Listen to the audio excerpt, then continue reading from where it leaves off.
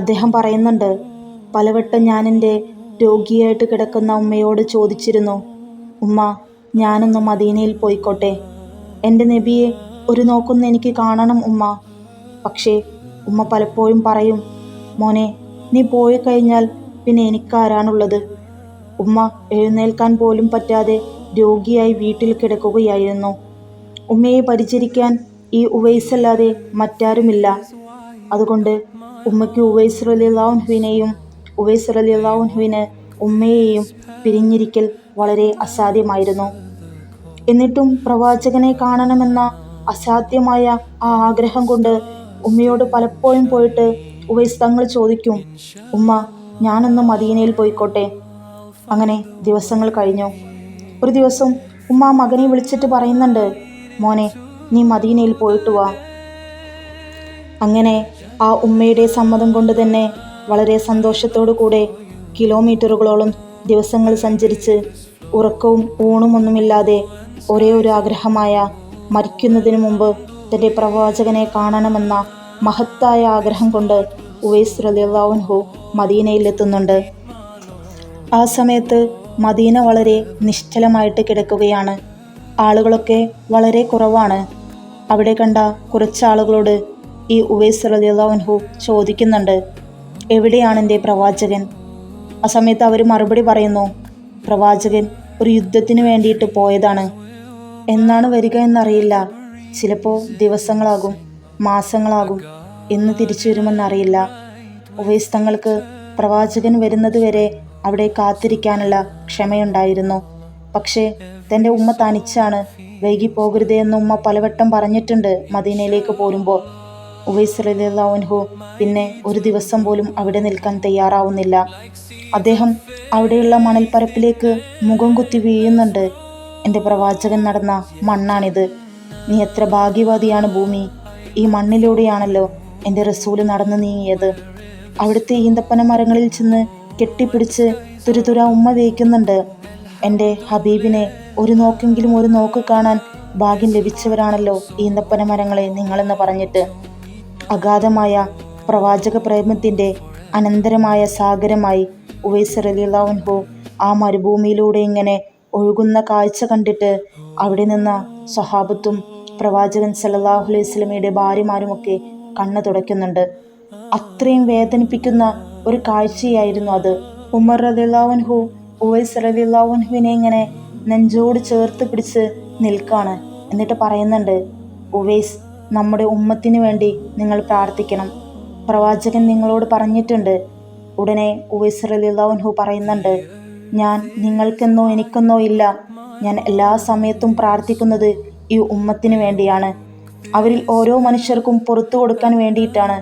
അങ്ങനെ ഉമർ റളിയല്ലാഹു അൻഹു പറഞ്ഞതുകൊണ്ട് അദ്ദേഹം വീണ്ടും അവിടെ നിന്ന് പ്രാർത്ഥിക്കുന്നുണ്ട്. ശേഷം ഉമർ റളിയല്ലാഹു അൻഹു പറയാണ്, ഉവൈസ് നിങ്ങൾ എനിക്ക് വേണ്ടി ഒന്ന് പ്രാർത്ഥിക്കണം. അങ്ങനെ ഉമർ റളിയല്ലാഹു അൻഹുവിന് വേണ്ടിയും പ്രാർത്ഥിക്കുന്നു. ഓരോ സ്വഹാബത്തും അവിടേക്ക് എത്തുന്നുണ്ട്. എല്ലാവരും അദ്ദേഹത്തെ നെഞ്ചോട് ചേർത്ത് പിടിക്കുന്നു, സലാം പറയുന്നു, അവർക്ക് വേണ്ടി പ്രാർത്ഥിക്കാൻ പറയുന്നു. അങ്ങനെ അത്രയും മനോഹരമായ ഒരു സന്ധ്യയായിട്ട് മദീനയിൽ ആ ദിവസം മാറുന്നുണ്ട്.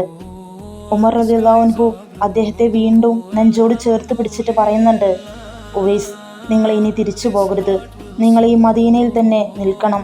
ഹബീബിൻ്റെ നാടാണ് നിങ്ങൾക്ക് നിൽക്കാൻ ഏറ്റവും യോജിച്ച സ്ഥലം. ആ സമയത്ത് കണ്ണു നിറഞ്ഞുകൊണ്ട് ഉവൈസ് റളിയല്ലാഹു അൻഹു മറുപടി പറയുന്നുണ്ട്, ഇല്ല, എൻ്റെ ഉമ്മ ഇന്നും എന്നെ അവിടെ കാത്തു നിൽക്കുന്നുണ്ട്. എനിക്ക് ഇന്ന് തന്നെ അവിടെ തിരിച്ചെത്തണം. ഉമർ റളിയല്ലാഹു അൻഹു വീണ്ടും പറയുന്നുണ്ട്, നിങ്ങൾ മദീനയിൽ നിൽക്കണം. നിങ്ങൾക്ക് എനിക്കെന്താണോ ലഭിക്കുന്നത് അതിൽ നിന്ന് ഞാൻ നിങ്ങൾക്ക് തരും. എനിക്ക് ലഭിക്കുന്ന ഭക്ഷണം ഞാൻ നിങ്ങൾക്ക് തരാം. നിങ്ങൾക്ക് വേണ്ട വീടും വസ്ത്രവുമെല്ലാം ഞാൻ നൽകാം. പക്ഷേ ഉവൈസ് തങ്ങൾ അതിനൊന്നും തയ്യാറായിരുന്നില്ല. അദ്ദേഹം തൻ്റെ ഉമ്മയുടെ അടുത്തേക്ക് തന്നെ പെട്ടെന്ന് തിരിച്ചു പോവാണ്. അദ്ദേഹം തൻ്റെ ഉമ്മയുടെ പിന്നീട് അദ്ദേഹം ആളുകൾക്കിടയിൽ ഇതുപോലെ അറിയപ്പെടാനും എല്ലാവരും വന്ന് അദ്ദേഹത്തെ നിരന്തരം ഇങ്ങനെ അന്വേഷിക്കാനും തുടങ്ങിയതോടെ അദ്ദേഹം ബാഗ്ദാദിലേക്ക് പോകുന്നുണ്ട്. അവിടെ നിന്ന് തന്നെയാണ് അദ്ദേഹം വഫാത്താകുന്നതും. ഉവൈസ് റളിയല്ലാഹു അൻഹുവിൻ്റെ ജീവിതം നമ്മൾ എടുത്തു നോക്കുമ്പോൾ അനുരാഗിയായ പ്രവാചകൻ സല്ലല്ലാഹു അലൈഹി വസല്ലം തങ്ങളെ ഒരു നോക്കെങ്കിലും കാണാൻ വേണ്ടി അത്രയും ആഗ്രഹിച്ച ഒരു മനുഷ്യൻ പ്രവാചകൻ സല്ലല്ലാഹു അലൈഹി വസല്ലം തങ്ങളെ കാണാൻ വേണ്ടിയിട്ട് ഭാഗ്യമുണ്ടായില്ല എന്ന് മാത്രം. അദ്ദേഹത്തിൻ്റെ ജീവിതത്തിൽ ഒരുപാട് മനോഹരമായ സംഭവങ്ങൾ പറയുന്നുണ്ട്. ഒരു ഹദീസ് പണ്ഡിതൻ്റെ സംഭവം അവിടെ ചേർത്ത് വയ്ക്കുന്നുണ്ട് ചരിത്ര ഗ്രന്ഥങ്ങൾ. ഒരാൾ ഉവൈസ് റളിയല്ലാഹു അൻഹുവിനെ നിരന്തരം ശ്രദ്ധിക്കുകയാണ്. ഹദീസ് ക്ലാസ്സുകളൊക്കെ കഴിഞ്ഞ് ഉസ്താദ് തിരിച്ചു പോയാലും അവിടെ പഠിക്കാൻ വേണ്ടിയിട്ടിരിക്കുന്ന ഒരാൾ അവിടെ കൂടിയിരിക്കുന്ന ആളുകൾക്ക് മനോഹരമായ ചരിത്രങ്ങളും സംഭവങ്ങളും അറിവുകളുമൊക്കെ പറഞ്ഞു കൊടുക്കുന്നുണ്ട്.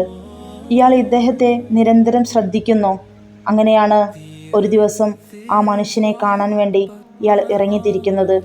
ഉവൈസ് റളിയല്ലാഹു അൻഹുവിൻ്റെ വീടിൻ്റെ മുമ്പിലെത്തി നിൽക്കുമ്പോൾ അദ്ദേഹം വീടിൻ്റെ പുറത്തേക്ക് ഇറങ്ങി വരുന്നില്ല. ഈ ആഗതൻ ചോദിക്കുന്നുണ്ട്, എന്താണ് നിങ്ങൾ പുറത്തേക്ക് വരാത്തത്? ആ സമയത്ത് ഉവൈസ് റളിയല്ലാഹു അൻഹു മറുപടി പറയുന്നുണ്ട്, എനിക്ക് മാറ്റിയെടുക്കാൻ വസ്ത്രങ്ങളില്ല. ഞാൻ ധരിച്ചിരുന്ന വസ്ത്രം ഇപ്പോൾ അലക്കി ഉണക്കാൻ വേണ്ടിയിട്ടിരിക്കുകയാണ്. അതുകൊണ്ട് തന്നെ എനിക്ക് നിങ്ങളുടെ അടുത്തേക്ക് ഇറങ്ങി വരാൻ കഴിയില്ല. അത്രയും ദരിദ്രമായിട്ട് ഉടുതുണിക്ക് മറുതുണി പോലും ഇല്ലാതെ ജീവിച്ച ഒരു മനുഷ്യൻ. അഗതനായി വന്ന മനുഷ്യൻ അയാൾ ധരിച്ചിരുന്ന മേൽക്കുപ്പായം ഊരിയിട്ട് അകത്തേക്ക് ഇട്ട് കൊടുക്കുന്നുണ്ട്. ഇത്രയും പരിത്യാഗിയായി ജീവിച്ച ഒരു മനുഷ്യൻ. അദ്ദേഹം പറയുന്നുണ്ട്, രാവിലെയായി കഴിഞ്ഞാൽ രാത്രിക്ക് മുമ്പ് ഞാൻ മരിച്ചു പോകുമെന്നാണ് ഞാൻ വിശ്വസിക്കുന്നത്. അതുകൊണ്ട് തന്നെ ജീവിതത്തിൽ ഒന്നും എടുത്തു വെക്കാറില്ല. കിട്ടുന്ന ഭക്ഷണവും വസ്ത്രവുമൊക്കെ മറ്റുള്ളവർക്ക് വീതിച്ച് നൽകും. പ്രവാചകൻ സല്ലല്ലാഹു അലൈഹി വസല്ലം തങ്ങൾ പഠിപ്പിച്ചു തന്ന വലിയ ദാനം അതിങ്ങനെ ചെയ്തുകൊണ്ടിരിക്കുന്നു. രാത്രിയായാൽ രാവിലെ വരെ ജീവിച്ചിരിക്കുമെന്ന് ഞാൻ ഒരിക്കലും വിചാരിക്കാറില്ല. അതുകൊണ്ട് തന്നെയാണ് എൻ്റെ കയ്യിലുള്ള എല്ലാം ഞാൻ മറ്റുള്ളവർക്ക് കൊടുത്തുകൊണ്ടിരിക്കുന്നത്. രാത്രിയായാൽ അദ്ദേഹം തീരുമാനിക്കും, ഇന്ന് റുക്കൂഇൻ്റെ ദിവസമാണ്. അന്ന് രാത്രി മുഴുവൻ അദ്ദേഹം റുക്കൂയിൽ നിന്ന് അള്ളാഹുവിനോട് പ്രാർത്ഥിക്കുകയാണ്. ചില ദിവസങ്ങളിൽ തീരുമാനിക്കും, ഇന്ന് സുജൂദിൻ്റെ ദിവസമാണ്. അന്ന് മുഴുവൻ സുജൂദ് ചെയ്തിട്ട് അള്ളാഹുവിലേക്ക് ആരാധനാകർമ്മം ചെയ്യും. അത്രത്തോളം പരിത്യാഗിയായ പ്രവാചക സ്നേഹിയായ ഒരു മനുഷ്യനാണ് ഉവൈസുൽ ഖർനി റളിയല്ലാഹു അൻഹു. എന്തുകൊണ്ടായിരുന്നു അദ്ദേഹത്തിൻ്റെ പ്രാർത്ഥനയ്ക്ക് ഇത്രയും ഉത്തരം കിട്ടുമെന്ന് പ്രവാചകൻ സല്ലല്ലാഹു അലൈഹി വസല്ലം തങ്ങൾ പറഞ്ഞു തന്നതിൽ പണ്ഡിതന്മാർ അവിടെ രേഖപ്പെടുത്തുന്നുണ്ട്. ഉമ്മയുടെയും ഉപ്പയുടെയും ഒക്കെ പ്രാർത്ഥനകൾക്ക് എന്തുകൊണ്ടാണ് ഉത്തരം കിട്ടുന്നത് എന്നും അവിടെ പണ്ഡിതന്മാർ ചോദിക്കുന്നുണ്ട്. അതിന് അവർ പറയുന്ന മറുപടി, മക്കളോട് അത്രയും നല്ല രീതിയിൽ പെരുമാറുന്നത് കൊണ്ടാണ് ഉമ്മയുടെയും ഉപ്പയുടെയും ഒക്കെ പ്രാർത്ഥനയ്ക്ക് ഇത്രയും എളുപ്പത്തിൽ ഉത്തരം ലഭിക്കുന്നത്. അതുപോലെ തന്നെ ഉമ്മയെയും ഉപ്പയെയും ഒക്കെ അത്ര മനോഹരമായിട്ട് നോക്കുന്ന മക്കളുടെ പ്രാർത്ഥനകളും അള്ളാഹു അത്ര വേഗം ഉത്തരം തരുമെന്ന് അവിടെ നമുക്ക് വായിച്ചെടുക്കാൻ സാധിക്കുന്നു. നാഥൻ ഉവൈസുൽ ഖർനി റളിയല്ലാഹു അൻഹുവിൻ്റെ കൂടെ നമ്മയും സ്വർഗത്തിൽ ഒരുമിച്ച് കൂട്ടുമാറാവട്ടെ എന്ന പ്രാർത്ഥനയോടെ അവസാനിപ്പിക്കുന്നു. അസ്സലാമു അലൈക്കും.